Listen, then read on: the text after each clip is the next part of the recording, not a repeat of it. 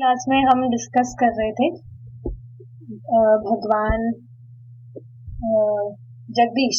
भगवान जो है जगदीश है। जगदीश मतलब जगत के ईश, जगत के स्वामी है, जो पूरे ब्रह्मांड को कंट्रोल करते हैं। राइट, ये चीज हमने डिस्कस करी थी, तो यहीं से हम कंटिन्यू करेंगे। एक बार देखते हैं और क्या हमने डिस्कस किया था। देखिए, जगदीश शब्द का अर्थ जगत के स्वामी, जगत का अर्थ ब्रह्मांड और ईश का अर्थ भगवान। तो पूरे ब्रह्मांड के जो स्वामी है वह भगवान है। राइट। अच्छा, अब एक बात बताइए, ये चीज पता लग रही है कि भगवान पूरे जगत के स्वामी है, तो क्या फिर भी हमें उनसे लॉलीपॉप मांगना चाहिए? समझ रहे हैं लॉलीपॉप का अर्थ? किसी प्राइम मिनिस्टर से आप मिलने जा रहे हैं, किसी को कि हम तो प्राइम मिनिस्टर से मिलने जा रहे हैं, तो वो पूछे क्यों, क्या काम आ गया, क्या लेने जा रहे हैं उनसे? लॉलीपॉप लेने जा रहा हूँ। तो ये हास्यास्पद बात नहीं होगी? लॉलीपॉप का अर्थ क्या है? देखिए, ये जो भी भौतिक चीजें हैं, ये भगवान के लिए लॉलीपॉप ही तो है, कुछ भी नहीं है भगवान के लिए। आप खुद बताइए, जो व्यक्ति स्वयं को देने को तैयार है और हम उनसे लॉलीपॉप मांग रहे हैं, तो ये कहाँ बुद्धिमानी हुई? तो ये चीज समझनी चाहिए कि भगवान, ठीक है, ये चीज समझनी चाहिए हम किसकी, किन की उपासना कर रहे हैं। कोई साधारण व्यक्ति नहीं है कृष्ण। ठीक है, अब आगे हम देखेंगे। तथापि अनीश्वरवादी लोग यह शब्द पसंद नहीं करते। क्या पसंद नहीं करते? कि भगवान है जो पूरे जगत के कंट्रोलर है, वो ही कंट्रोल करते हैं सारी चीज। जो अनीश्वरवादी है, भगवान पे जो विश्वास नहीं करते हैं, उनको ये बात पसंद नहीं आती, क्योंकि वह यह मानना पसंद करते हैं कि वह खुद ही नियंता है, किंतु वस्तुतः तथ्य यह नहीं है। तो आप देख रहे हैं, व्यक्ति खुद को कंट्रोलर मानना चाहता है, इस वजह से वो ये स्वीकार नहीं करना चाहता कि कोई श्रेष्ठ है, कोई परम व्यक्ति है जो पूरे सभी चीजों का कंट्रोलर है। प्रभु जी एक चीज बता रहे थे कि भक्ति करने से पहले प्रभु जी को बुक्स पढ़ने का शौक था, तो बता रहे थे कि नाम तो मैं नहीं रखूंगी, पर कोई बाबा थे, उनकी बुक पढ़ते थे, तो उसमें वो कहते थे, मतलब उस बुक में लिखा था कि हम बहुत समर्थ है, हम इतने समर्थ, मतलब हम ही भगवान है। वो ऐसे कहते थे उस बुक में कि हम ही भगवान है, हम ही से सब कुछ आ रहा है, सूरज भी हमारी वजह से ही उदित होता है, चंद्रमा भी हमारे हमसे ही उदित होता है, जो हवा बहती है वो हमारे भय से बहती है। जबकि आप देखेंगे ये सारी चीजें तो भगवान पे आश्रित है। भगवान खुद ये चीज गीता में कहते हैं कि सारी चीज भगवान करते हैं, लेकिन वो जो है व्यक्ति, वो खुद पे ये चीज लागू कर रहा है, सभी व्यक्तियों पे। ऐसा भी होता है कि कई कई व्यक्ति खुद को भगवान घोषित इस वजह से भी नहीं करते हैं, क्योंकि उन्हें डर रहता है कि कहीं हमारे ही प्राण संकट में ना आ जाए। तो इस वजह से जो सभी को बात अच्छी लगती है वो कहना पसंद करते हैं। तो सबको तो ये बात अच्छी लगेगी कि सभी भगवान है, तो इस वजह से वो ये बात कहते हैं। तो समझ रहे हैं? देखिए, ये जो चीज है कंट्रोल, देखा जाए तो बहुत सारी बातें हैं इस पे जो कह सकते हैं हम। आपको पता है कि कोई भी व्यक्ति जो है अपने आप को कंट्रोलर मानता है, यही सबसे बड़ी प्रॉब्लम है। व्यक्ति मानता है कि मैं खुद भगवान हूं, मैं ही ब्रह्म हूं, तुम भी ब्रह्म हो, सभी ब्रह्म है, वो ये चीज मानता है। तो जो महाराज है वो विनोद में ये चीज कहते हैं कि अगर वो कह रहा है मैं भी ब्रह्म हूं, तुम भी ब्रह्म हो, सभी ब्रह्म है, तो फिर वो सेवा कैसे करेगा भगवान की, अगर खुद को ही भगवान मानेगा तो? इसके अलावा वो महाराज जी बता रहे थे विनोद में कि अगर वो ब्रह्म है तो फिर जो जो भी भोजन है उसको क्यों ठूस ठूस लेता है? अगर ब्रह्म है तो सभी ब्रह्म है तो कुछ करने की जरूरत ही नहीं है ना। या खुद ही भगवान है तो फिर इस मल मूत्र के शरीर में क्यों पड़ा है? और फिर कहते हैं कि लीला चल रही है हमारी, लीला कहते हैं। आप खुद बताइए ना, जो प्रभु जी ये चीज बता रहे थे कि हमसे ही सूरज निकल रहा है, हमसे ही चंद्रमा आ रहा है, कोई मानेगा इन बातों को? देखिए, प्रभुपाद की जो भी बुक्स पढ़ रहे हैं, फिलॉसफी जिनको समझ आ रही है, वो कभी भी ये बेवकूफी वाली नॉलेज को तो कभी स्वीकार नहीं करेगा। सिद्धांतिक पतन उसका कभी नहीं हो सकता। नैतिक हो सकता है, नैतिक पतन हो जाए, पतन इन सेंस डिस्ट्रैक्ट हो जाए वो कि कहीं और चला गया, लेकिन सिद्धांतिक पतन तो उसका पतन कभी नहीं होगा। फिलॉसफी क्योंकि वो समझ रहा है, और ऐसा नहीं है कि जो बताया जा रहा है उसको ऐसे ही वो स्वीकार कर रहा है, सच में चीजें समझ आ रही है, उसको वो ग्रैब कर पा रहा है, तभी उसे स्वीकार कर पा रहा है। तो एक और एग्जांपल मैं बताना चाहूंगी। महाराज ही बता रहे थे, प्रभु जी बता रहे थे कि एक व्यक्ति था, वो कह रहा था मैं भगवान हूँ, मैं भगवान हूँ। तो उसको एक कमरे में बंद कर दिया। तो उसको बेसिकली वॉशरूम जाना था, तो वो बोल रहा था खोलो खोलो, मुझे बाहर जाना है, मुझे बाहर जाना है। तो फिर महाराज ने कहा कि पहले तुम स्वीकार करो कि तुम भगवान नहीं हो। तो ठीक है, उस टाइम तो उसने बोल दिया कि ठीक है, मैं भगवान नहीं हूँ, मुझे जाने दो अब। फिर वापस से जब वो बाहर आया तो फिर से वही स्थिति कि मैं ही भगवान हूँ। तो कुछ ऐसे व्यक्ति होते हैं जो धूर्त होते हैं,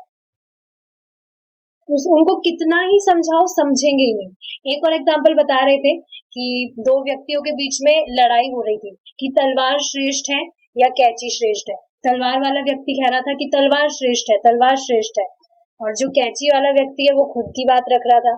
तो वो जो तलवार वाला व्यक्ति था, उसने उस कैंची वाले व्यक्ति को पानी में धक्का दे दिया। तो वो नीचे, मतलब डूबते डूबते भी खुद का हाथ ऊपर रख के वो बस चिल्लाए जा रहा था, कैंची श्रेष्ठ है, कैंची श्रेष्ठ है। तो आप देख रहे हैं कुछ व्यक्ति ऐसे होते ही हैं, उनको स्वीकारनी होती ही नहीं है बात।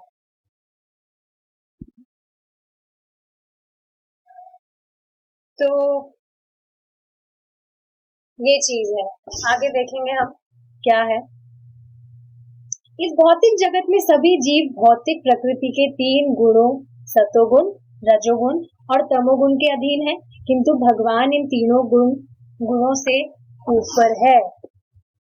तो देखिए, ये चीज तो है कि जो व्यक्ति है वो इन तीनों गुणों से प्रभावित है। देखिए, जो भी शास्त्र है, हमें जो भी चीजें शास्त्र से पता लग रही है, तो उस पे श्रद्धा करनी चाहिए। इसका देखिए एक कारण क्या है, व्यक्ति श्रद्धा कब करता है? जब उसके पास कुछ ऑप्शन नहीं होता। तो ये चीज दिख रही है कि हम प्रकृति के गुणों से प्रभावित है, और भगवान इन सब चीजों के परे है, निर्गुण है भगवान। तो देखिए, जो शास्त्र है वो ही तो माध्यम है। अगर हम शास्त्र पढ़ेंगे तभी तो हम समझ पाएंगे कि हमारा भगवान से संबंध क्या है, और भगवान को ठीक ठीक हम शास्त्र स्वीकार करके ही तो समझ पाएंगे। मैंने एक बात कही कि श्रद्धा तब करता है व्यक्ति जब उसके पास कुछ ऑप्शन नहीं होता है। जैसे आप सपोज कीजिए कि हवाई जहाज में आप बैठते हैं, जो एरोप्लेन होता है उसमें बैठता है व्यक्ति, तो अब वो ये श्रद्धा तो रखता है ना, जैसे कोई व्यक्ति बैठा भी ना हो, कभी पहली बार बैठा हो, पर श्रद्धा रखता है कि हाँ, वो उड़ के मुझे किसी दूसरे देश में पहुंचा देगा या दूसरी जगह पहुंचा देगा।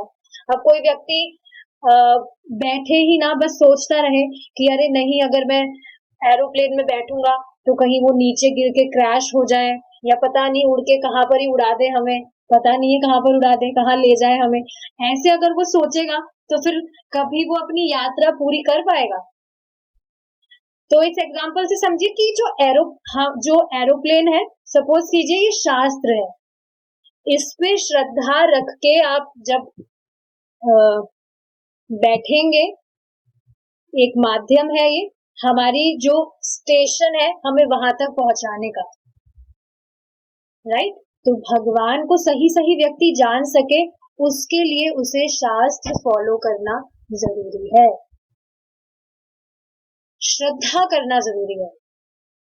किसी भी चीज को आप देखिए ना, कोई भी चीज हम स्वीकार करते हैं तो वो श्रद्धा से ही तो स्वीकार करते हैं।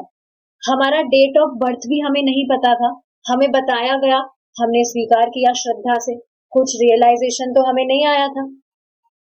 या बाकी भी और भी चीजें जो हैं वो हम श्रद्धा से ही तो स्वीकार करते हैं।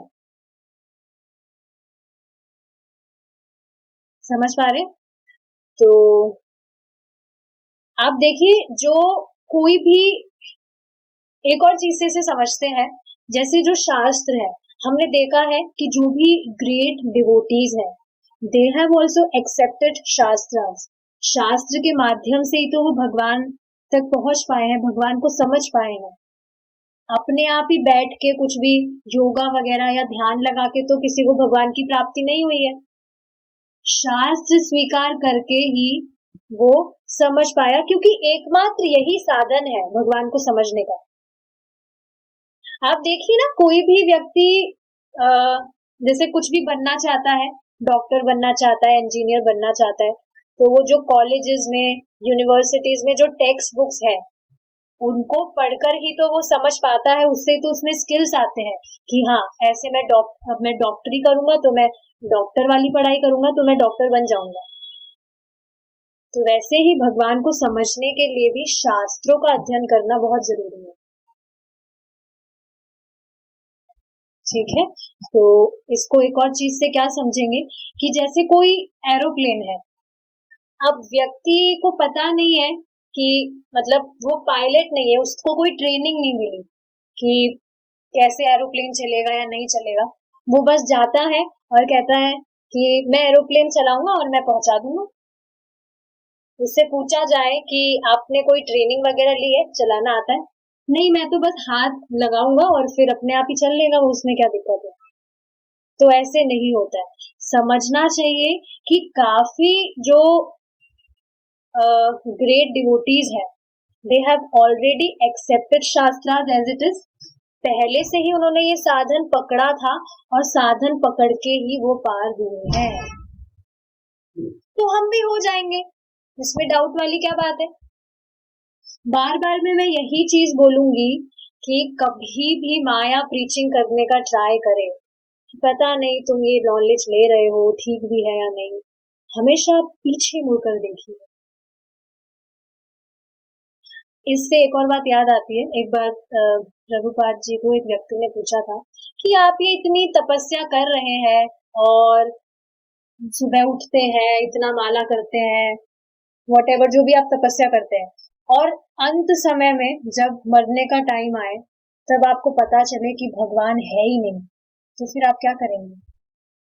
तो प्रभुपाद बहुत अच्छा आंसर देते हैं इसका। देखिए, अभी हम जो कर रहे हैं उससे तो हम बिल्कुल आनंद में है, कोई दिक्कत है नहीं, और बिल्कुल शुद्ध जीवन जी रहे हैं। देखिए, ये चीज तो आप ही समझ पा रहे हैं ना कि ये कितनी प्योरिटी आ रही है, एक शुद्ध जीवन जी रहे हैं भक्त लोग, कुछ भी गलत चीजें कहाँ कर रहे हैं। तो पाप में चीजें तो हम कुछ कर नहीं रहे हैं, और आप कुछ चीज फॉलो कर नहीं रहे, सब कुछ आप पाप में जीवन ही कर रहे हैं, भोग वगैरह कर रहे हैं, और एंड में अंत समय में आपको जाके पता लगा कि अरे मैंने तो पूरे जीवन पाप ही किया है, कुछ अच्छा काम तो किया ही नहीं, और पता लगा कि आगे जाके अब आपकी ऐसी दुर्गति होगी, तो फिर क्या होगा? तब तो आप कुछ नहीं कर पाएंगे। तो ये तो सिर्फ उत्तर देने के लिए था, लेकिन समझना चाहिए कि अगर कोई व्यक्ति इस बात पे स्वीकार नहीं भी कर पाए, यहाँ तो सब डिवोटीज हैं, सबको श्रद्धा है, पर कोई इस बात को स्वीकार कर भी नहीं पाए, समझना चाहिए कितना पवित्र जीवन जी रहा है वो।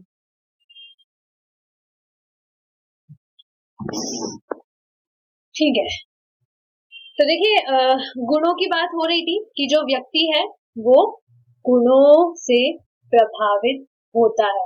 देखिए, अब इसके लिए भी एक अमेजिंग चीज क्या है, एक अमेजिंग बात क्या है, जब भी हमें ये चीज एकदम समझ आ जाएगी कि व्यक्ति गुणों से प्रभावित है।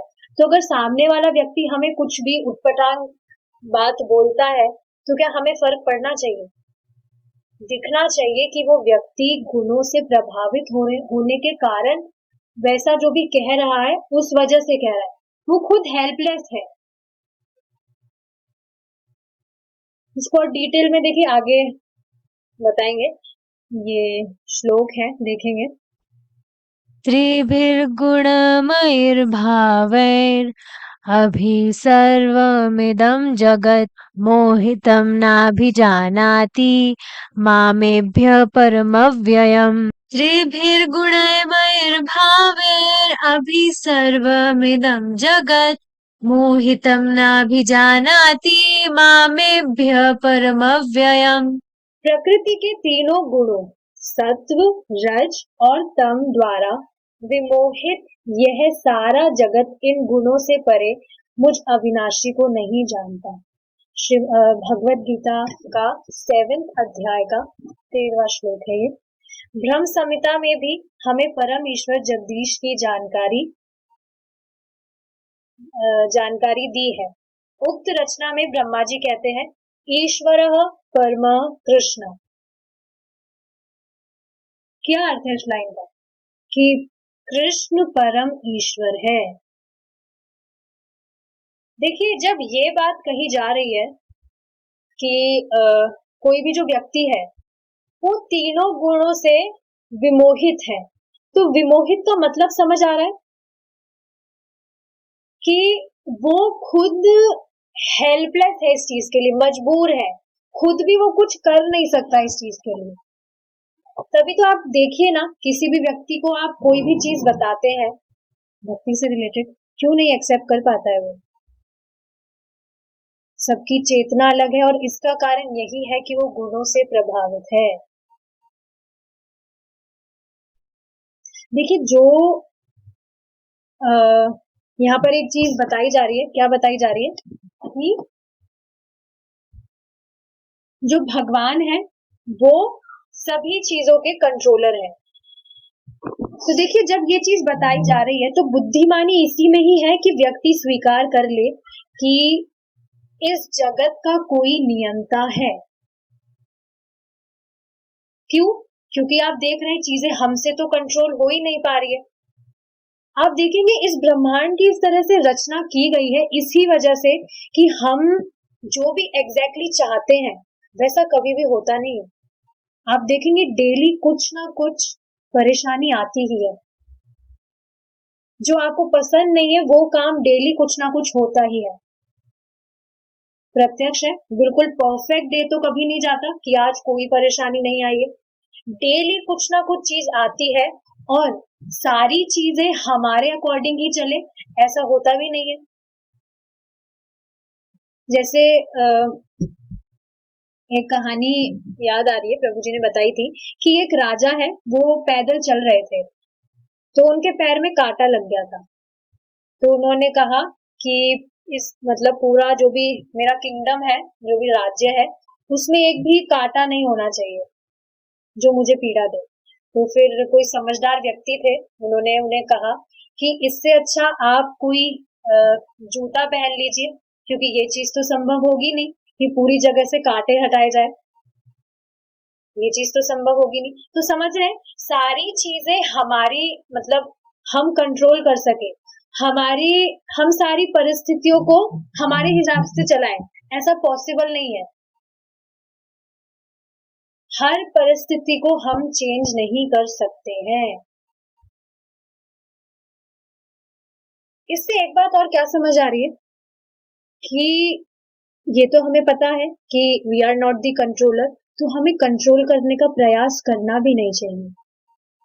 देखिए, सिर्फ यहाँ पर खुद के लाइफ की बात नहीं आ रही, खुद के जीवन की बात नहीं आ रही, दूसरे व्यक्तियों को भी कंट्रोल करने का प्रयास नहीं करना चाहिए।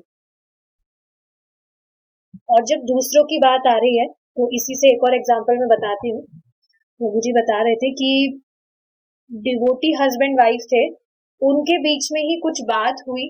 तो जो वाइफ थी, माता जी डिवोटी डिवोटी थी वो, उसके बाद में भी वो छोड़कर चली गई अपने घर। तो ये बिल्कुल मैटर नहीं करता है कि डिवोटी है या नॉन डिवोटी है। No one likes control.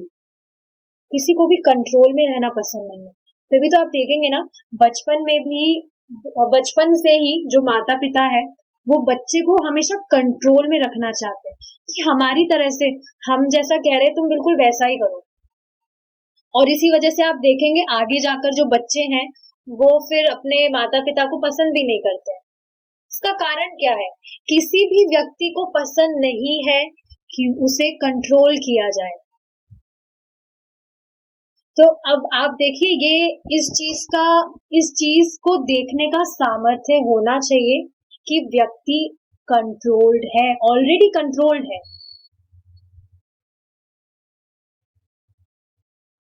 किस चीज के लिए कंट्रोल है? जिस तरह से वो बिहेव कर रहा है उस चीज के लिए वो ऑलरेडी कंट्रोल्ड है। अगर हम उस पे कुछ थोपना चाहेंगे, हम उसे हमारे हिसाब से कंट्रोल करना चाहेंगे तो वो नहीं होगा।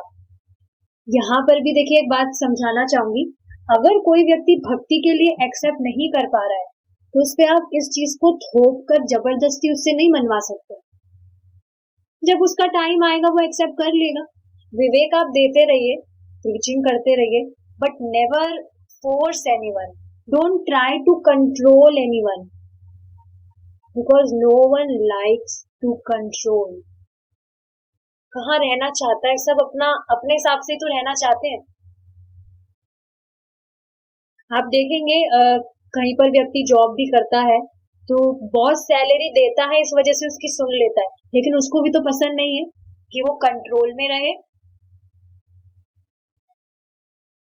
मैं खुद मतलब सुनती हूँ, मतलब मेरे जो कॉलेज टाइम के जो भी रहे हैं उनसे कभी कभी बात होती है, तो मतलब I try to teach them. तो बताते हैं हम जॉब करते हैं ऐसे वैसे, तो यही सुनने को मिलता है, क्या करे, पसंद तो नहीं है पर करना पड़ता है। तो देख रहे हैं किसी को भी कंट्रोल रहना पसंद नहीं है। तो सामने वाला कैसे भी हमसे बर्ताव कर रहा है, देखिए सच में बहुत ज्यादा आधी प्रॉब्लम तो यहीं पर सॉल्व हो जाएगी जब हम इस चीज को बिल्कुल अच्छे से हमारे दिमाग में बिठा लेंगे कि सामने वाला जैसे भी हमसे व्यवहार कर रहा है, he is controlled to behave like that. हमें लगता तो है कि ये हमसे ऐसे कैसे बात कर रहा है, इसको तो बिल्कुल वो नहीं है, हमसे कैसे ऐसे बात कर सकता है। वो बात नहीं कर रहा है, कंट्रोल्ड है वो।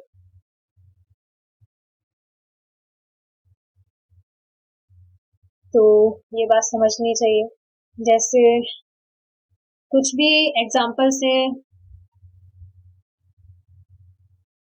अगर ले, तो फॉर एग्जाम्पल रत्नाभूषिता माँ चली, आपने अभी चश्मा क्यों हटाया अपना? तो फिर आप कहेंगे अरे नहीं नहीं मैंने तो नहीं हटाया, ये तो अपने आप हट गया।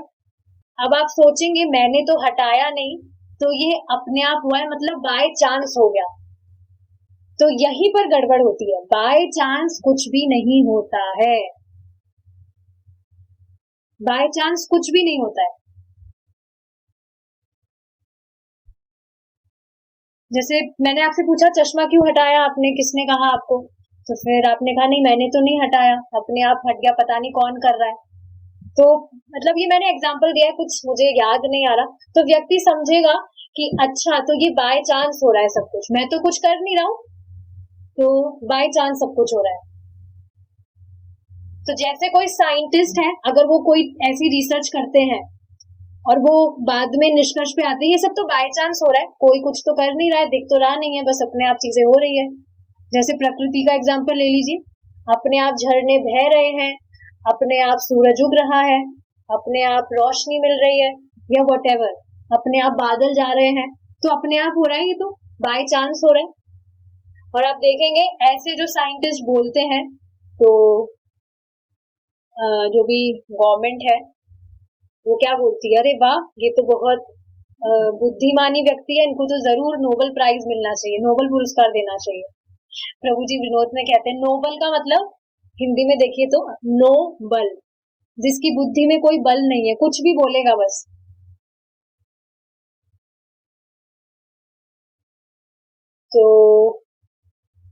बस ये बात है समझने वाली, जो भी चीज है वो बाय चांस नहीं हो रही है।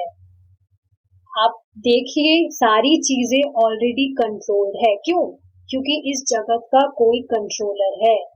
जैसे हर डिजाइन के पीछे कोई डिजाइनर का हाथ होता है, वैसे ही जो भी चीजें कंट्रोल हो रही है वो बाय चांस नहीं होती है, उसके पीछे कंट्रोलर होता है। आप देखिए ना, जो सूरज है वो बिल्कुल टाइम पे उगता है, सुबह के टाइम। हाँ, वो मौसम का जो हेर फेर होता है उसकी बात नहीं हो रही है। जब आप देखेंगे जो सनी डेज होते हैं गर्मियों के दिन, उसमें आप देखेंगे सूरज एकदम टाइम पे उगता है और बिल्कुल परफेक्ट सारी चीजें हो रही है, बिल्कुल परफेक्ट। आप देखिए सूरज बिल्कुल जरा सा भी टिल्ट हो गया या कैसे भी कुछ हो गया, सब कुछ खत्म। बिल्कुल सारी चीजें कैसे परफेक्टली हो रही है। तो देखिए, ईश्वरः परमः Krishna, master of devotees, self sufficient, unaffected but remain supreme controller.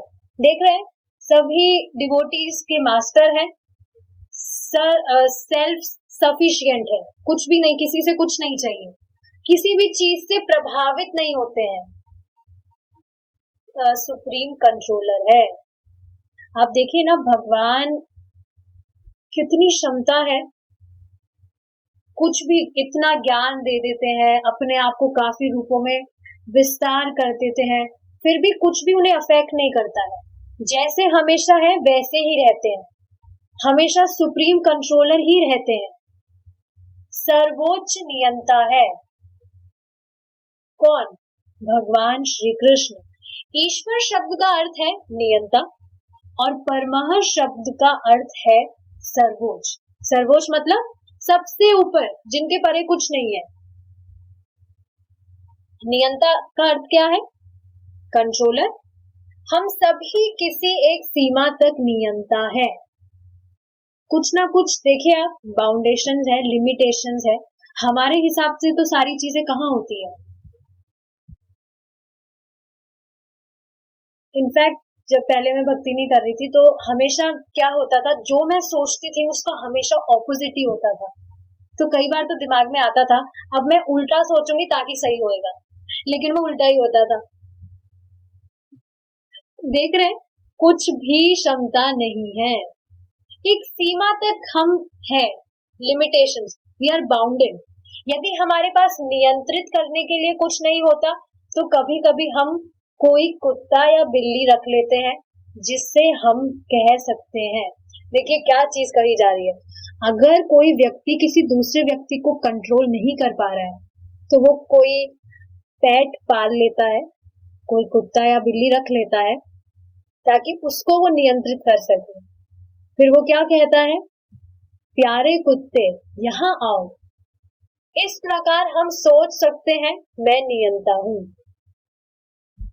तो प्रभु जी मुझे याद है इस पे उन्होंने एक एग्जांपल दिया था कि जो मनुष्य है, मतलब व्यक्ति, और जो भक्ति नहीं कर रहा है, सामान्य अगर व्यक्ति की बात करते हैं, भक्त नॉन डिवोटीज या डिवोटीज की बात नहीं है, जो व्यक्ति है उसकी कैसी बुद्धि है कि कुत्ते को बहुत वो प्यारा समझता है और बहुत प्यार से उसकी पॉटी भी साफ करता है।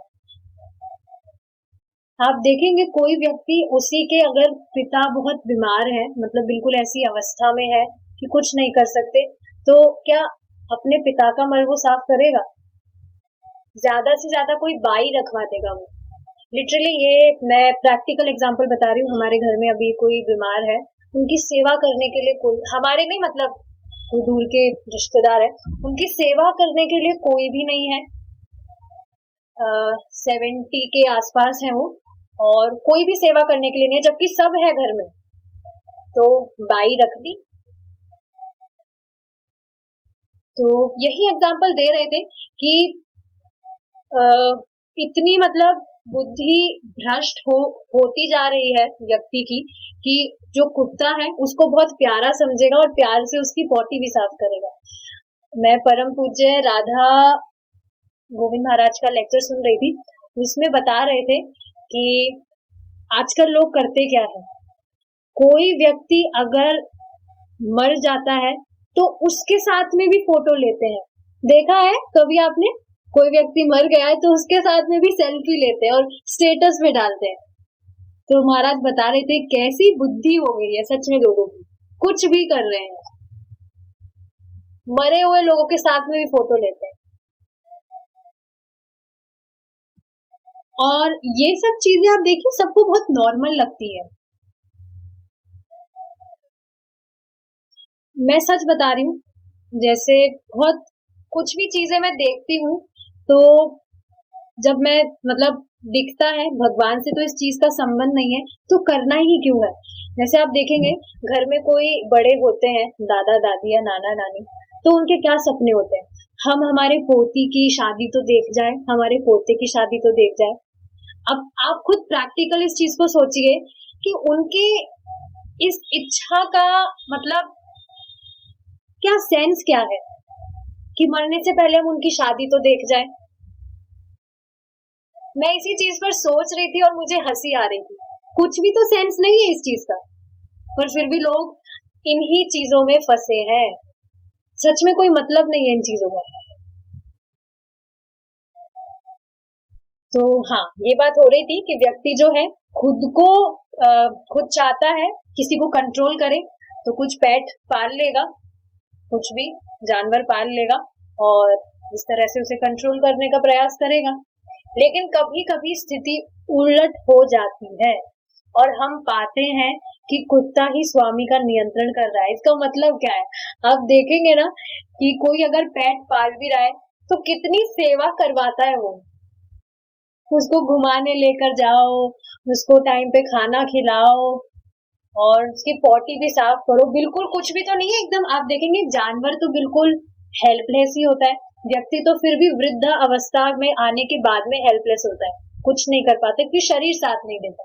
लेकिन जानवर वो हमेशा से हेल्पलेस है। हाँ, बस ये चीज है कि उसके मुंह में खिलाना नहीं पड़ता। कुछ लोग तो ऐसा भी करते हैं, आप देखेंगे खुद के घर के बच्चों को भी खाना नहीं खिलाते। प्रभु जी बता रहे थे फोन पकड़ा देते हैं हाथ में ताकि बस वो, हाँ फोन पकड़ा देते हैं और खिलाते हैं, ऐसा कुछ बता रहे थे। मतलब कहना क्या चाह रही हूँ कि व्यक्ति की ऐसी बुद्धि हो गई है कि जानवरों से ज्यादा प्रेम करने में वो, देखिए ऐसा नहीं कहा जा रहा है कि जानवरों से प्रेम ना करें, I am not saying like that कि उनसे कुछ द्वेष करे, वो भी भगवान के ही अंश है, नो डाउट। बस यहाँ पे समझाया जा रहा है कि व्यक्ति खुद को कंट्रोलर बनाने के लिए ऐसी ऐसी चीजें कर रहा है। समझ पा रहे? ऐसा नहीं कहा जा रहा है कि जानवरों से बिल्कुल आप हीन भावना रखिए कि अरे उनकी तरफ तो देखना भी नहीं है, ऐसे नहीं कहा जा रहा है। बस ये चीज समझाई जा रही है खुद को कंट्रोलर बनाने के लिए व्यक्ति ऐसी ऐसी चीजें करता है। बट आप देखेंगे जानवर को कंट्रोल करना चाह रहा है पर उस जानवर से वो खुद ही कंट्रोल हो जाता है। अब देखिए ये जो माता जी हैं, माता जी ही हैं, पता नहीं कोई व्यक्ति है क्या है, कितने सारे कुत्तों को लेकर जा रही है। She is controlled by these dogs. ऐसा इसलिए होता है कि वस्तुतः कोई भी नियंता नहीं है, सब नियंत्रित है। तो बुद्धिमानी यही है व्यक्ति इस बात को स्वीकार कर ले। और आप देखेंगे इसी में ही समझदारी है सच में। अगर व्यक्ति खुद के हिसाब से चीजें कंट्रोल करने में लगा रहेगा तो वो उलझ के ही रह जाएगा। दुर्भाग्य से हम इस स्थिति को भूल जाते हैं और यही विस्मृति माया कहलाती है। इस ब्रह्मांड का कोई नियंता है, इस बात को मानने से हम इनकार कर देते हैं, क्योंकि यदि हम नियंता को स्वीकार करेंगे तो हमें अपने पाप कर्मों का उसी प्रकार हिसाब देना होगा जैसे किसी शासन व्यवस्था को मान लेने पर हमें अपने अवैध कार्यों का हिसाब देना पड़ता है। तो समझ पा रहे, व्यक्ति इस चीज को क्यों नहीं स्वीकारता है कि कोई नियंता है। अच्छा एक चीज समझ पा रहे हैं यहाँ पे, अगर किसी व्यक्ति को पता लग गया कि कोई दूसरा व्यक्ति है हमसे बड़ा जो कंट्रोलर है तो हमें उसके हिसाब से चलना पड़ेगा। इस वजह से व्यक्ति इस चीज को नहीं स्वीकारता है। वो चाहता है मैं स्वतंत्र हूँ, मेरे हिसाब से चीज हो। यही तो कारण है कि व्यक्ति भगवान से विमुख होकर यहाँ पर है, कि वो यही सोचता है कि मेरे हिसाब से चीजें हो, मैं स्वतंत्र रहूं। देखिए यहाँ प्रभुपाद ये देखिए, कहने में स्मॉल बुक्स है लेकिन इसमें बहुत डीप चीजें हैं। क्या बता रहे प्रभुपाद कि व्यक्ति इस वजह से ये नहीं स्वीकारता कि कोई हमसे भी परे है जो कंट्रोलर है, क्योंकि वो उनके इंस्ट्रक्शंस फॉलो नहीं करना चाहता, अपने हिसाब से चीजें करना चाहता है। क्या और उसकी चीजें क्या है? हमें अपने हाँ, उसकी चीजें क्या है कि वो जो भी बिना कुछ नियम पालन करे पाप वाली चीजें कर रहा है, उसी को वो करना चाहता है। अगर वो आप देखेंगे, अगर कोई व्यक्ति है, उसको पता लग गया कोई कंट्रोलर है, उसके हिसाब से अगर वो नहीं चलता है तो उसको पनिशमेंट भी भुगतना पड़ता है। यही कहा जा रहा है, जैसे किसी शासन व्यवस्था को मान लेने पर हमें अपने अवैध कार्यों का हिसाब देना पड़ता है। कि भाई जैसे जॉब में होते हैं कुछ रेगुलेशंस, इसी टाइम पर आना है, इसी टाइम पर जाना है, इसी टाइम पर लंच कर सकते हैं, बाउंडेड है। तो व्यक्ति बाउंड नहीं होना चाहता, लेकिन इस चीज को समझना चाहिए, ये बाउंडेशंस बिल्कुल नहीं है, ये बाउंडेशंस बिल्कुल भी नहीं है, बल्कि बाउंडेशंस जो व्यक्ति सहन कर रहा है उनसे मुक्त होने का मार्ग है। और भगवान क्या कुछ हार्ड चीजें बता रहे हैं? कुछ भी तो नहीं, सब कुछ तो कितना सरल कर दिया है।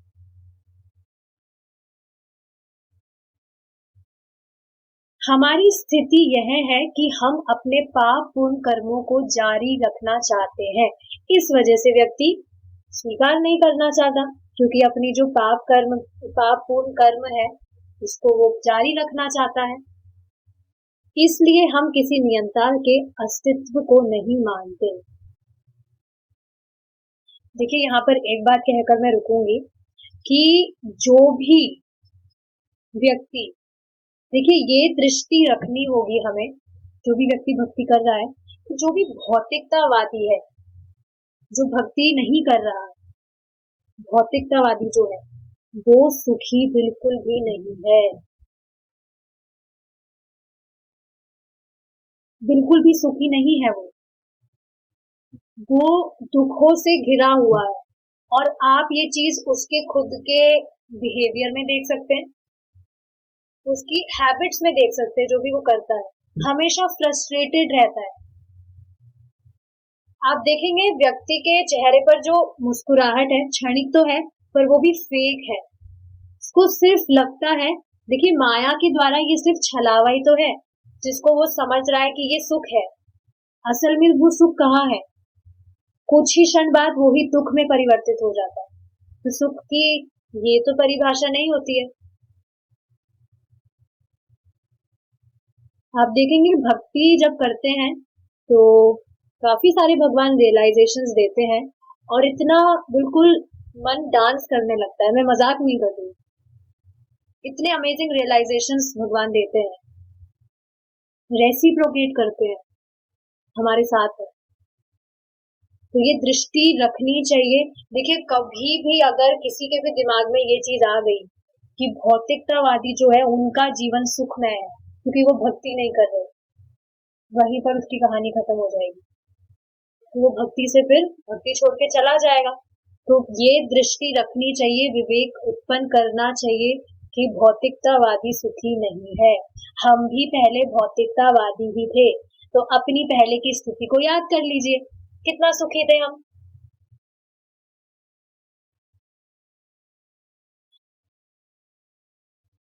और देखिए जो भी एग्जाम्पल्स दिए गए हैं वो इस वजह से मैं बता रही हूँ, ऑफकोर्स मेरी बात तो कुछ नहीं है, लेकिन आप देखेंगे कोई भी जो व्यक्ति है वो बस कुछ ना कुछ बहाने बनाता रहता है कि हाँ अभी तो बस ये हो जाए, फिर भक्ति तो करनी है, अब बस इसकी शादी हो जाए, अब और कुछ करना क्या है, पूरा जीवन अब भक्ति तो करनी है, लेकिन वो करता नहीं है।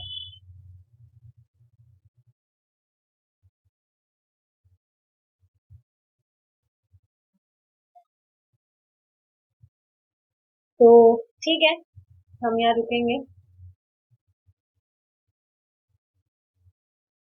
बट कृष्णा जी तो ऑलवेज से we should keep cows for seva. Yes, we should, we can put cows for seva. Cows की कहाँ बात आई यहाँ? अच्छा, इससे एक बहुत अमेजिंग एग्जांपल याद आ रहा है, जो घर में डिवोटीज की ही बात कर रहे थे प्रभु जी। डिवोटीज भी क्या करते हैं, घर में ऐसी ऐसी वस्तुएं रखते हैं जिससे भक्ति का कुछ लेना देना नहीं है। जानवर रखते हैं, कोई डॉग रखते हैं, एक होता है ना डांसिंग डॉग, बहुत सारी चीजें आती है। तो आप देखिए उनका भक्ति से क्या संबंध है। हाँ, गाय अगर रख रहे हैं, मोर रख रहे हैं, तो समझ आता है कि यहाँ उनसे कृष्ण की याद आए। तो सब चीजों को अवॉइड करना चाहिए। जस्ट कट कीजिए, कट। देखिए, आपको लगता होगा ये सब बातें कही जा रही है, इतना हार्श क्यों बोला जा रहा है। ये हार्श चीजें बिल्कुल भी नहीं है। सारी चीजें आपको इसी वजह से बताई जा रही है ताकि आप उसको फॉलो करके प्रोग्रेस कर सके। हार्ड कुछ भी नहीं है। इस चीज को समझेंगे, आप समझ ही रहे होंगे, कोई विरोध तो नहीं कर रहा है।